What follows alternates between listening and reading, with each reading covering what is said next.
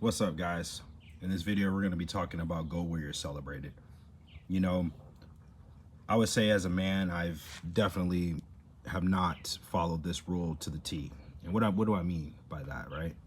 Well, when let's say you break up with a woman, or you're just in a breakup in general, and you want to make things work, right? But this person has clearly said that they don't want to be with you. Don't fight for it. Find somewhere else and go with your celebrated. And this principle also applies to friends, right? If you have someone that's, it's okay to joke with your friends. I joke with my friends all the time.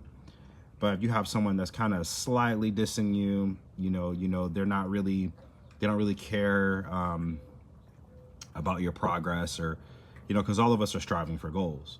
They don't really care about your progress. They're kind of like, they don't really celebrate with you in your wins in life, right? A lot of, and it's, especially in this day and age, it's really good to get small wins and big wins, right? Especially if you're going after a goal.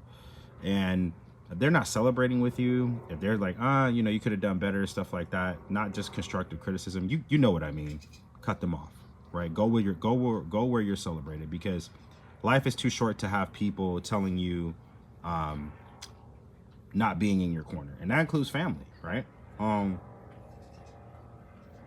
That includes family, just because they're blood or related to you doesn't mean that you have to deal with their BS, right? I've cut off family members from the slide. It is what it is, right?